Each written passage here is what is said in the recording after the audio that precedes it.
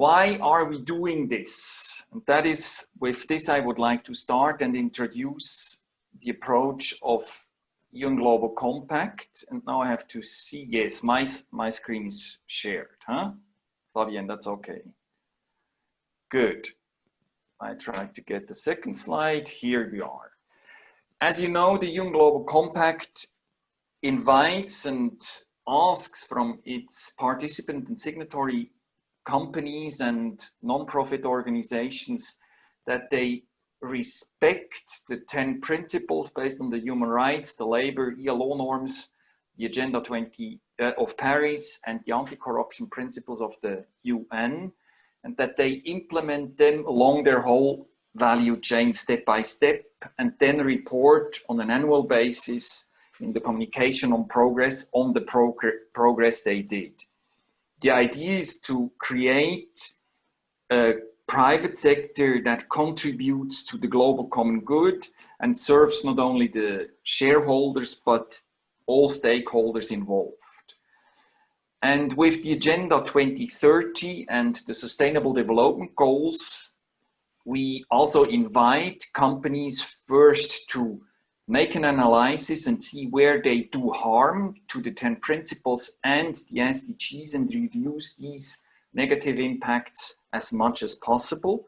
And then go and look where they have opportunities, where they have knowledge and know-how to really respond to the needs we have as a global society and develop new products and services and make business cases out of it. So these are the two steps. One of the biggest challenges for all management is how do we measure impact and outcome? The financial impacts we know, the financial accounting is quite strongly developed in the business world, but we still struggle how to measure positive and negative impacts we have on societal and environmental purposes. And that's what we are discussing and speaking today.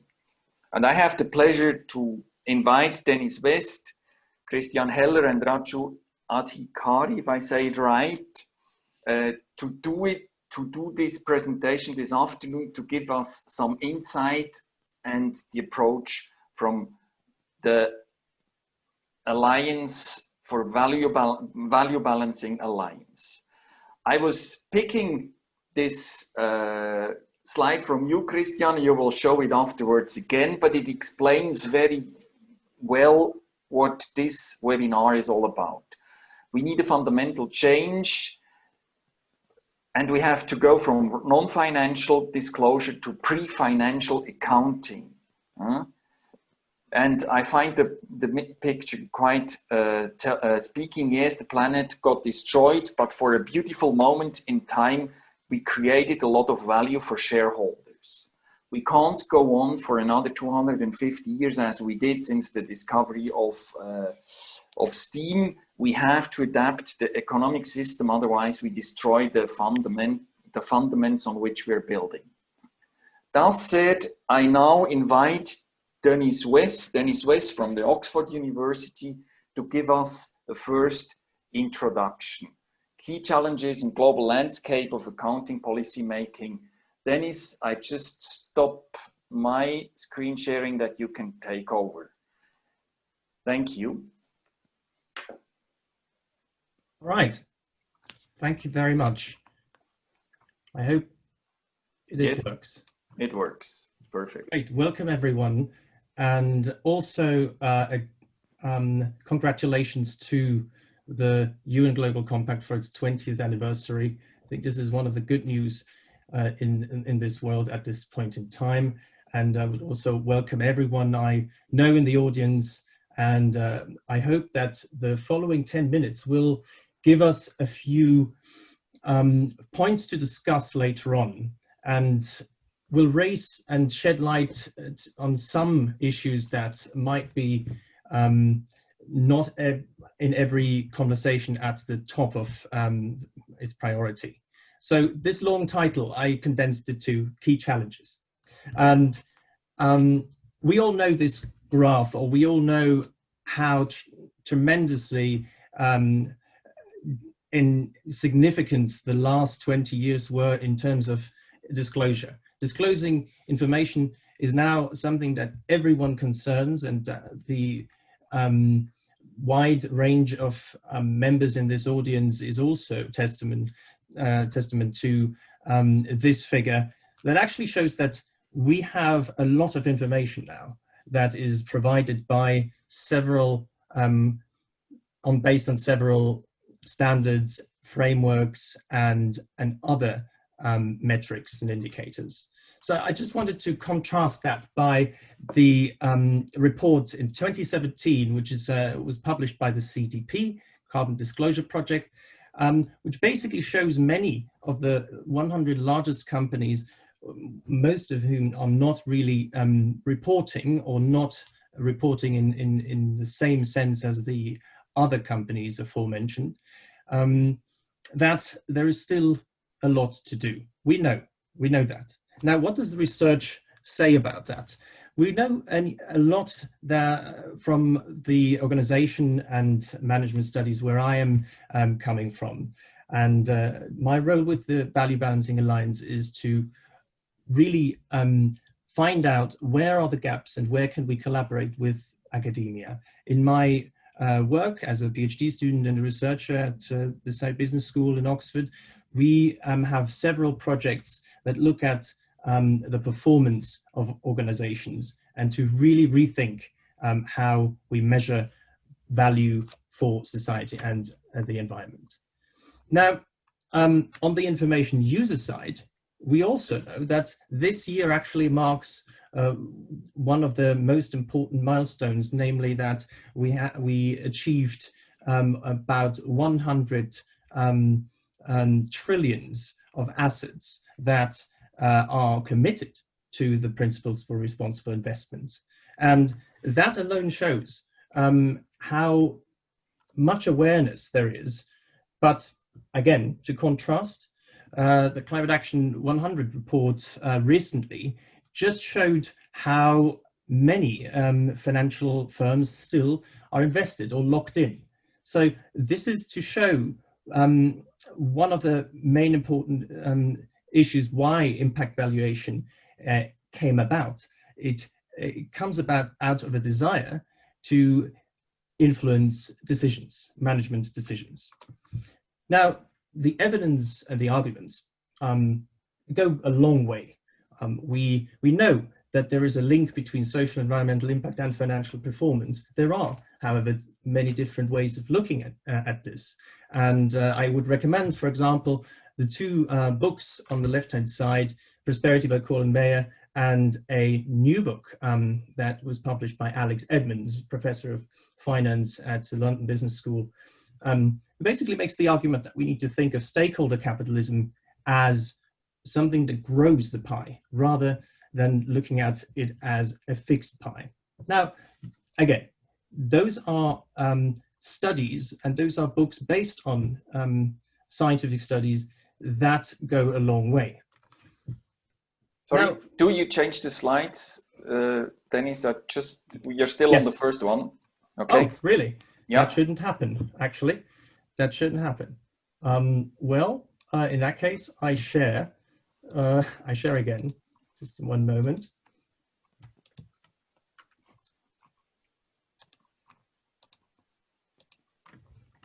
Can you see this slide? Wait, it's coming. Not yet.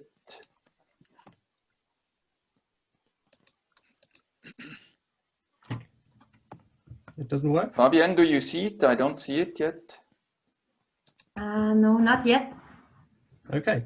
Well, in that case, I'll just... Yeah, now it's coming. Yeah, now we see, go to the presentation mode. Yes. That's it. Yes, it's perfect now.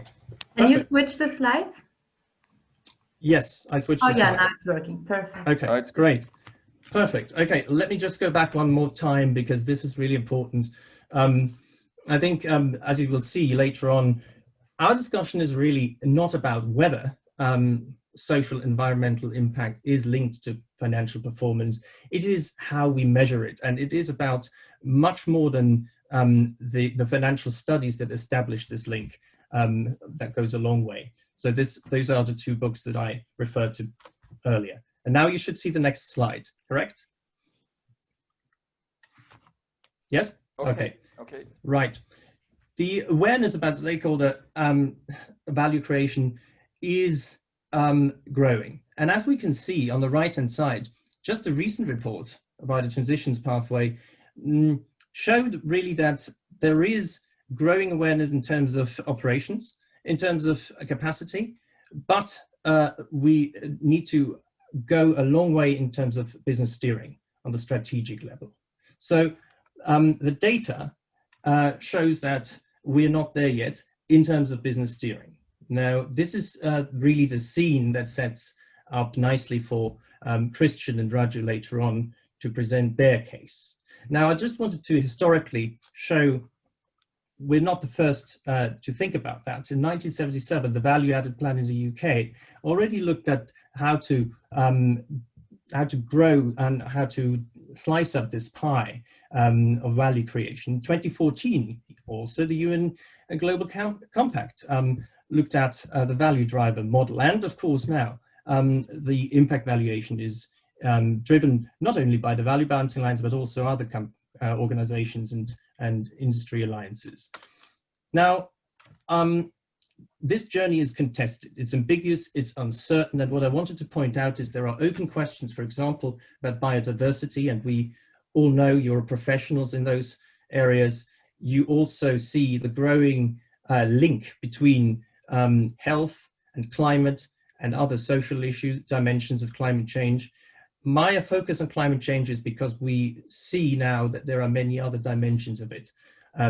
And the WHO and the Lancet Countdown in 2020, they defined these 3 areas of health risks, health co-benefits, and also these 4 areas where climate change has a health effect. Now, we are not there yet in terms of valuing this negative and positive contribution by companies. And that brings me to the four challenges that I wanted to point out. One is the technical part. We need to map out impact pathways, valuation, define valuation methods and monetization coefficients. This is challenging and it can be done. It requires then an organizational change, and this is where most consulting and where most effort now goes into how these technical issues can be resolved in the setting of an organization. Now, what is slightly less discussed, but now growing attention, is the institutional challenge that we're facing. That means taxonomy, standardization, and regulation. And the fourth, I would really like to invite you to think about that maybe later on. What are the cultural changes needed in order to underpin this change that precedes those 3 steps in order to move from inputs to impacts? Now, I want to close with my two last slides to raise this topic of materiality that is probably on many people's minds. It's always a question for what and to whom. And this is an interesting paper that I highly recommend. It looks at the links between different sustainable development goals and their underlying targets, their underlying indicators, and then also the relevance to climate change. Now, what came out is after some extensive machine learning data analysis, not from my side, that's been done by AI experts, that the priorities of the global south are different from the global north. Again, not surprising, but it's important to see that it shows in the data, and that affordable and clean energy, partnership for the goals, and responsible consumption and production are the top 3, whereas in the global north, we tend to focus on industry, innovation, infrastructure, good health and well-being, and sustainable cities and communities.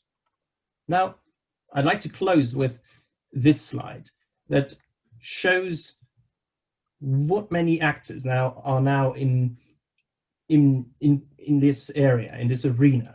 And as we pointed out in a small piece in the Global Solutions Journal, is that we have different actors that all contribute based on their primary legitimacy. Now, this seems obvious, but it's actually really important because all of those standards need to, at the end, become a legitimate basis for a new accounting order. And this accounting order will be shaped by you and by actors that are not yet here in this room. And I would just like to close with the final thought that we all are engaged in one particular SDG target, and this is the 12.6, which is very important not only for member states reporting on those sustainable practices, but also with impact valuation, it would allow us to also influence decisions. We, at the end, are engaged in many different research projects, and many of the evidence and arguments and some further papers, further reading, are listed in one of the links below. We are also looking into how boards are making decisions based on a new kind of metric system, and we also would be very interested in continuing this conversation with you. And I'm now hand over to Christian with the introduction of the Value Balancing Alliance. Thank you very much. Thank you. So Christian, can you take over, please, and go directly I will. into Value Balancing Alliance? Christian is the CEO of VBA. Thanks, Dennis, for providing the floor. So it takes usually a second until the presentation mode is on. Here we go. Yes, perfect. So first of all, Antonia and the whole Global Compact Network, thanks for providing us the opportunity to introduce the work, what we are doing, and also to run breakout sessions afterward for more detailed discussions and answering all of the questions which your members and the colleagues who are joining in this webinar are interested in, and we try to answer them as best as possible. So Raju, Dennis, and myself will be available. Sorry to interrupt. Antonio, could you maybe close your presentation? Oh, sorry. Thank you. Perfect. Good.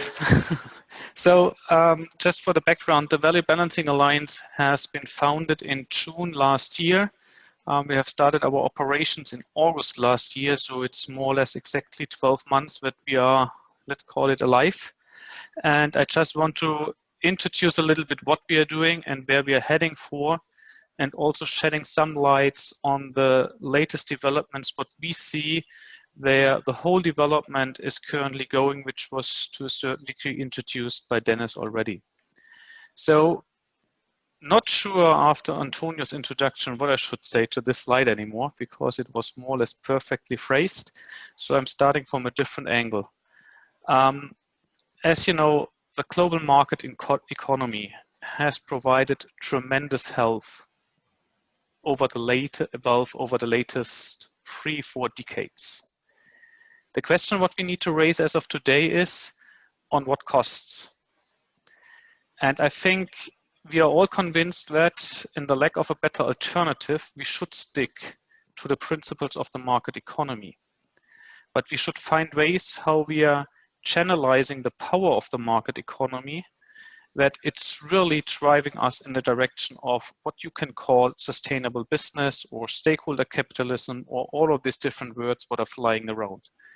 In the end, it's about how do we increase the wealth of people in an equal way and not destroying the world and the planet for our future generations. And we as business, being a main source of the costs, but also of the potential solutions, we bear responsibility to contribute, and it's really now time to act. It's not 5 minutes to 12, it's 5 minutes after 12. And we should be really cautious what we are doing in the next months and years to come. So, as introduced already, companies have started to think around how can you really measure performance in a much broader way. And this concept of impact measurement and impact valuation is now flying around since about 10 years. The credit for this goes to Puma and the Caring Group coming up with the first environmental profit and loss account along the value chain.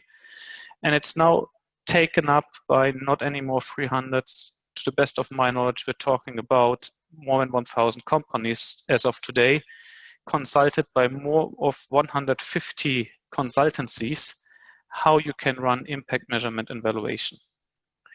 The key aspect of this one is that you're not measuring anymore the output of the operating model of your business. Output in the sense, how much profits do you make, how much taxes do you pay, how much CO2 emissions do you create, how much training hours do you provide. The big question in the end is, what kind of impact do you generate with your business model? This means, for example, how do you contribute to climate change and what is the effect on people? If you're running trainings within your companies, do you build additional competencies, yes or no? And if you're building additional competencies, what is the potential positive impact for your enterprise, but also for society? So we need to start to think beyond what we are used to, which is the output level. We need to think what will impact our actions as companies have. And here on this slide, you see 4 of the current models which are used in the market. And you just looking at the picture, you see the challenge what we face. There's no harmonization and there's no standardization as of today. And here you just see the disclosure part. This relates also to what kind of data do you using, what kind of measurement and quantification methodologies do you use, and what is with regard to valuation. And when I say valuation, within the Balancing Alliance, we're using the technique of monetary valuation. So in the end, we put a euro, a franc, or a US dollar number on the impacts what we are causing. The main reason for this is it makes financial and non-financial, pre-financial ESG data, however you call them, comparable with each other. For companies, it's much easier to integrate a currency into current decision-making structures. And I think one of the key benefits of using a currency is the key decision makers within companies understand this language. I'm going to talk to my board of directors at least a few years ago and telling them my company is emitting so and so many millions tons of CO2. Nobody will really understand what this means because you can't smell, you can't see, and CO2 at this time is not really cost intensive. So why should they care? If you're putting a price tag behind this, we are starting to listen.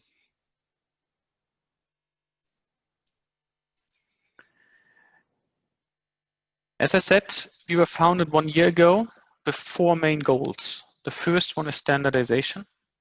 So standardization in the way, what kind of data are needed, what are the measurement methodologies, what are the valuation coefficients, and second goal, how do we harmonize external disclosures, and how do we get them linked to the current financial disclosures what we have. The third target for sure is scalability. So in 2 ways, what do we need to do with regard to an institutional uptake of the work what we are doing? Secondly, how can we broaden the user base of the methodologies we are running? The fourth aspect, and this is most probably one of the key unique selling propositions of the VBA, the member companies within this alliance, we are piloting the methodologies in real life. Meaning it's something like an operation on the open heart, that we are developing the methodologies based on the experiences of our companies, and the first pilot wave is currently running. We are also building peer learning groups, not just with the usual suspects, let's call it like this, from the sustainability teams. There will be peer learning groups also for the finance people, for the controlling people, for the EHS people and others, to fully understand what this new thinking and conceptual guidance, how this will impact your business models, your decision-making processes, and your steering processes at the company level. All methodologies that we are currently developing will be made publicly available. If you might say so, everything what we are doing is for the public good. This is the current setup of the Value Balancing Alliance. Just for your information, just recently the Caring Group from France and BMW, this automotive company from Germany, has joined in as members. We are building on international organizations for this tag. We are consulted by the 4 auditing firms, Deloitte, EY, KPMG, and PwC, who are providing the same resources into this alliance as the member companies. When I'm saying providing resources, we are talking about, yes, a monetary budget to cover our operating expenses, but more interestingly, all of these members are providing manpower, FTEs, into these organizations so that we can execute our tasks. So as of today, we are more or less only working with secondments to ensure the link between the work what we are doing with the member companies, which is highly relevant, especially for the piloting exercises. And for example, Raju is one of these persons seconded by Novartis who will ensure that the information we are generating here in Frankfurt will be transferred to Novartis and be applied in the piloting exercises. We are also building a broader network with what you could say strategic partners. This, first of all, is about international organizations such as the OECD or the World Bank. And also the EU Commission, and I'm coming back to the EU Commission in a second, because here we have quite interesting developments going on also at global scale. What you can expect is, yes, we're working together with the usual suspects like the Capitals Coalition, like the World Business Council. Maybe more interestingly, accounting associations like the EDW or Accountancy Europe. And we're working with an institution which is called Global Solutions, which is in the end the key consultancy for the G20. So this is one of the ways how we are influencing policymakers that the work we are doing will be put on the agenda for the G20 in this case. You have seen the presentation of Dennis. Dennis is representing our lead university from the academic consortium which we are building up. Most of you are aware of the work which is done by Harvard Business School, which is called the Impact Weighted Accounts Initiative. So we are also in a really close collaboration with Harvard. And we are currently having, I think, something around 30 or 40 business schools and universities who are supporting us in the work what we are doing.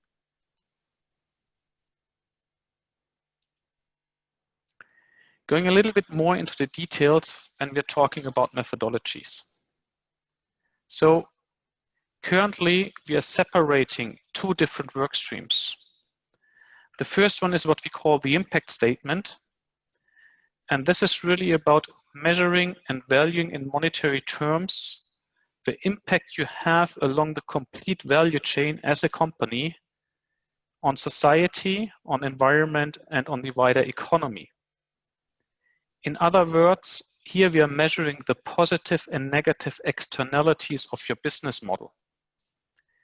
And this means that we are using for the monetization a different methodology to coming up with, let's say, a price tag. Here we are using methodologies from welfare economics, most prominently the concept of social cost of carbon. So it's not about market prices, it's more an ethical valuation to bring it into perspective. In this area, there are more or less no standards available. This is where the Value Balancing Alliance is really driving the standardization. As of today, we are bringing together the most comprehensive methodologies which are currently applied in the market and bring them together into a consistent model. And this is the piece which is currently in the piloting phase. The second methodology which we are working on is what we call the integrated account. And this in the end is about your enterprise value. So we are developing methodologies to go beyond, to demonstrate the value of your enterprise beyond your financials and beyond your assets, meaning integrating intangibles, or in other words, natural, social, and human capital, as well as governance aspects in your balance sheets and in your profit and loss accounts. Why is this necessary? Just think about a small dentist with 3 or 4 employees. If the dentist goes to a bank and asks for a credit, usually the bank is asking, what is your financial flow? What are the assets? So the chairs and the equipment, what you have, and when you get a credit. Nobody is asking at the human capital, so at the competencies of the employees. And if you're training your employees, this is just a cost driver for your company in the current balance sheets and P&Ls. This is rather strange, because if I'm investing in a car, this is an asset as a company. If I'm investing in humans, it's not an asset. So this thinking we want to shift around, that the small dentist asking a bank gets a totally different evaluation with regard to the value of what his business is about. Interestingly, for those who are following the developments and the discussions with at the European level, this is reflecting more or less exactly the concept of the double materiality, which is introduced by the Non-Financial Reporting Directive. Just recently, we had a discussion with Valdis Dombrovskis from the EU Commission, who's fully backing this direction and who is asking us to introduce the work we are doing much more into the policy development exercises which are run by the EU Commission, talking about EFRAG, but also talking about EU taxonomy.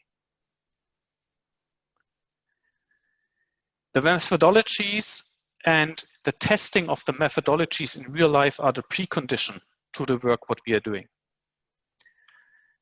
But we are here not to develop something which will end up on a website or which will end up on whatever kind of desk at one or the other manager. We're really seeking for getting this implemented and getting this the new normal. Here we're working as of today mainly in 3 areas. The first one is increasing the user base.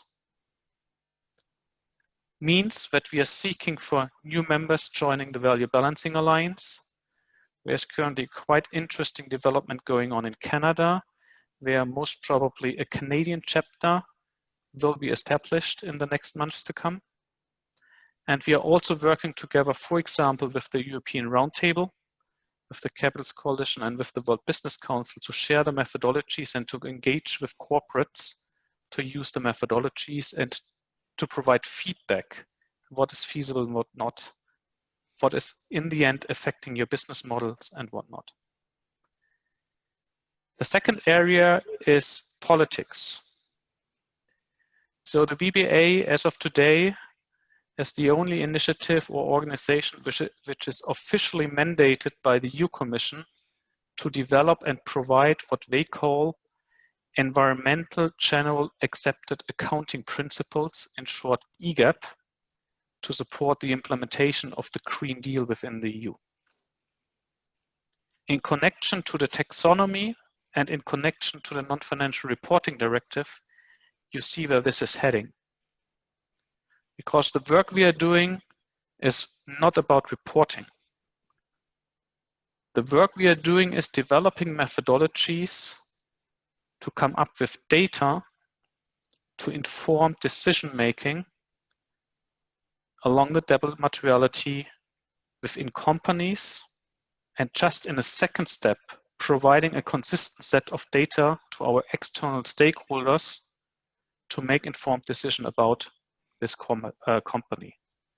So this is about accounting. And the request by the EU Commission is to provide standardized accounting frameworks along, in this case, natural capital. Within the OECD, there's a process running on behalf and mandated by the G7, which is called Business for Inclusive Growth. This process is about developing inclusive value chains around the world. And here the VBA is providing the methodologies how you assess inclusive value chains. So EU Commission is about natural capital. The OECD process is much more about natural and human capital aspects. I mentioned already global solutions. This is our anchor point to go to the G20 with the key target to develop an international framework. Just today I had a conversation with the financial market, including 3 major players from Switzerland, talking about impact investing. And the key feedback is, as investors, we are missing a consistent and assured set of data which we can use, which is building on the concept of impact measurement and valuation to drive impact investing as a lever for a sustainable economy. So for me, investors, next to politics, are the key player to set up a global level playing field. Even more interesting is a development which is currently introduced at the World Economic Forum's International Business Council meeting, which is currently taking place today and tomorrow, that larger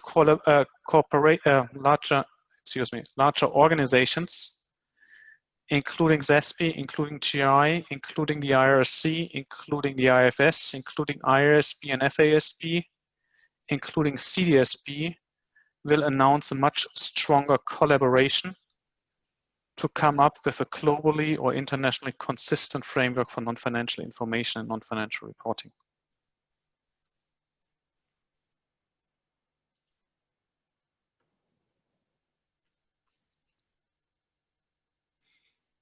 For us as businesses, we think, or for the members of the VBA, we think the whole notion of impact measurement and valuation is currently the best available methodology to cope with the challenges what we will have as businesses. And just using the more German terminology, which is called the Zeitgeist, if you're looking at the whole range starting from the letters of Larry Fink up to the development by Greta Thunberg and the Distinct Rebellion movement, we need to move early, we need to move soon. And if we are not moving and providing solutions as business, you will see that regulators like the EU Commission, in collaboration with NGOs, will come up with a quite sophisticated legislation for companies, how we should tackle different forms of capital. As of today, we are still in the position to provide solutions which are pragmatic and feasible for business to get this integrated and to work in collaboration in a much broader public-private partnership to solve the challenges what we have as of today. Just want to provide you one small story which I experienced a few months ago, where I entered with one of my steerco members a school in Germany where the Fridays for Future were running a presentation. And a 15 years old guy, a small boy, stood up and said, "This is the first time somebody is talking about solutions. Since I'm growing up, I hear via social media, in news, in discussions, whatever, yes, we have climate change. The planet is more or less dead in a few years. Yes, everything what you're learning in school is outdated in 2 to 3 years' time. Where is my future?" And business, including the market economy, is playing a major part as a solution provider if we are moving fast. If not, and this you can see currently going on in the US, this is what you're currently seeing on in major parts of Europe as well. If you're not providing solutions, we are losing at least 2 generations promoting and supporting the market economy. So let's get moving, take up our responsibilities and move together. Just a glimpse on the timelines what we have. As mentioned before, the one aspect, the value contribution to society, which we call impact statement, the measurement and valuation of externalities, is ready for piloting and already piloted by some of the companies. We're expecting the first results end of this year. which some of them we will be allowed to share with the wider community. We are currently also in the development of this integrated account, but as you can imagine when we're talking about accounting, quite some rules and standards are already in place, and it takes quite some more time to get into the discussion with the key players to further develop the current systems, because we are, I don't know, how many 100 years old and nothing has changed? At least 300 to 400 if you're looking back to Luca Pacioli from Venezia. 2 minutes, Yeah, then, Christian. Venice. And what we are doing usually is we're developing a methodology, bring this into the next piloting wave, taking up the learnings, and improve and further inform the next methodology, the next version of the methodology. The current intention is that we are ready in 2023. So this alliance is built to be closed in a really certain timeline. We are not here to build up an organization which is lasting for decades.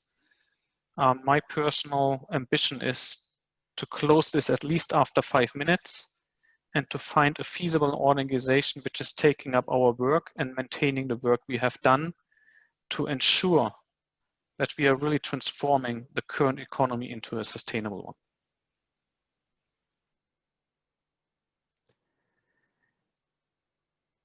A key aspect is the engagement of C-suite leadership. And I can tell you the discussions what I have with the board members of, let's say the board representatives of my member companies, usually it's 4 arguments why we are joining the VBA. The first one, for some, yes, it's a business case, which is more than legitimate, we are businesses. The second one is the aspect of risk management, because you can already see and expect, due to the developments in the financial market and in politics, that we need to report along different capitals, but as corporates, we need to get the data right to do so. And we can still shape this process. The third argument usually is, as mentioned before, impact measurement and valuation seems to be the most promising concept, management concept and methodology, if you might say so, to cope with the current challenges. And I'm not talking just about climate. The fourth, and at least for me, the most interesting aspect is a quite personal one. And this goes for all of the 9 people you see here. They all mentioned within their families, the kids are asking, what are you doing, mommy, daddy, in such an essential position in the economy to drive change? And this is one of the key drivers for my steering committee to get engaged and to put efforts in the work what we are doing. Many thanks for listening, and I'm looking forward to the breakout sessions. And I'm quite interested in the introduction of Raju to demonstrate how Novartis is approaching this. Thanks a lot. Thank you very much, Christian. I think you have given us a lot of background, which will provocate also questions and is motivating to go on. Now to Raju, for the concrete example, since Novartis is in this journey for a longer time and you have done a long evolution in your whole sustainability approaches since 15, nearly 20 years. So Raju, please tell us how you handle the whole thing and what your challenges and processes are. Thank you very much, Antonio. Are you now able to see my screen? Yes, we do. Perfect. Wonderful, wonderful. Good afternoon. I'm really honored and excited equally to be able to share with you Novartis' perspective on impact valuation, our journey, motivation, and the road ahead that we are thinking with regards to the impact valuation. Considering the time that we have, and of course we want to leave some time for good question and answers, I will quickly run through the presentation with the following agenda items. So putting impact valuation in the context of where we are today, the linkage to the materiality assessment that we conduct at Novartis, the way we report our FES, which stands for Financial, Environmental, Social Impact Valuation, and the roadmap ahead as well. These will be covered. So just to pick up and put the impact valuation in the context to what Christian was mentioning earlier, we've seen around us there is increasingly a big call from across stakeholder communities, not just shareholders, for companies to demonstrate how they are contributing to society. And we all know the debate around purpose and profit is intensifying and getting very interesting as well. So as I mentioned, there is a growing need for companies and organizations to demonstrate contribution to society. So as such, measuring social value is not really a new concept, as Christian was mentioning earlier. So as for our journey here at Novartis, we started our journey in impact valuation in 2016, around that time. And at the time, it was called FES P&L, Financial, Environmental, and Social Profit and Loss. This is now evolved to FES Impact Valuation to really reflect what is the impact of Novartis activities and operation creating in society.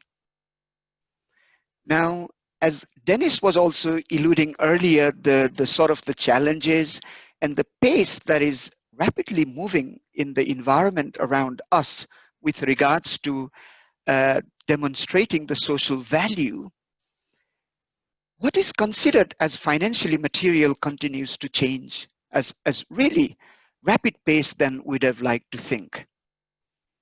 And more ambitious benchmarks are continuing to emerge as well to this extent. So here, I think there is a huge opportunity for companies to prioritize and to move in this direction, to create value. So just to mention quickly our motivation, why we started with impact valuation, it is all really about demonstrating overall impact on society of Novartis business operations and activities. And with that, we also wanted to be very transparent with both positive and negative impact we are creating as a result of our business operation. So along this journey, the expectation is with the impact valuation, we can help the company support informed decision-taking as well, including decisions on resource allocation. The way we are using the impact valuation results at the moment includes using this as a fact to engage with our stakeholders with fact-based information. And as Christian was mentioning earlier, on risk management, informing company strategy, and moving towards decision-making aspects as well. And as I said, we wanted to be very transparent. We're actually, also publishing our approach, our methodology in the form of publications, white papers, and so forth. And also, we publish our impact valuation results as part of the annual report, what we call the Novartis in Society. Not only that, impact valuation results are also provided to the countries and regions as well, where Novartis operates. And the countries and the regions are using the impact valuation results to engage with stakeholders across social, economic, and environmental dimensions, as well as to inform local strategy and business decision-making as well.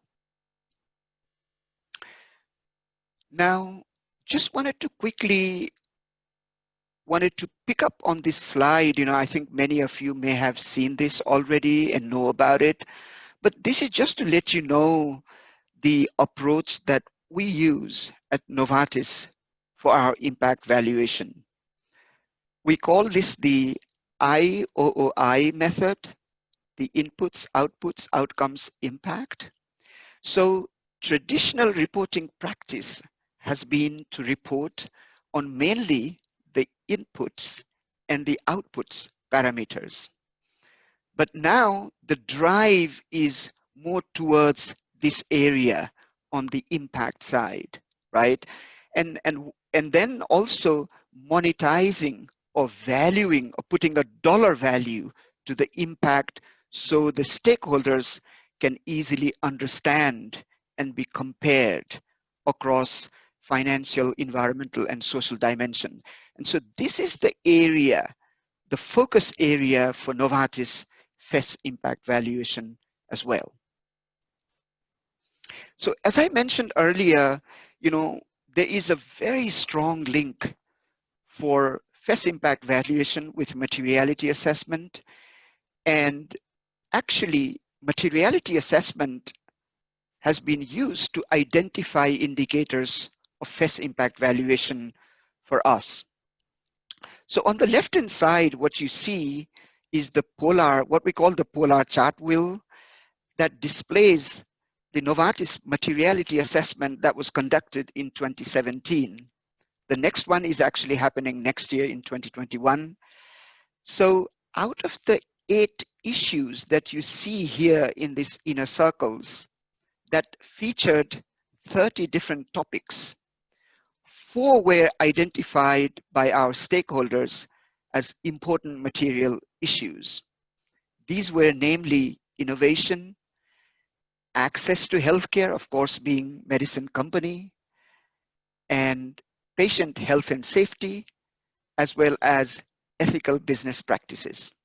So as you can see, the FES impact valuation indicators actually cover the most important issue cluster identified by materiality assessment. And so in other words, actually materiality assessment serves to contextualize the impact valuation results for us. As I mentioned before, materiality assessment and impact valuation are totally linked and interconnected. Materiality analysis actually helps to understand stakeholder perception and expectation of Novartis's impact on society and the environment. And FES impact valuation actually measures the impact on these important issues, impact on society and the environment in monetary terms. And together, materiality assessment and FES impact valuation serves the company and provides several benefits, such as I mentioned earlier as well, stakeholder engagement, informing company strategy, business decision taking, and so forth.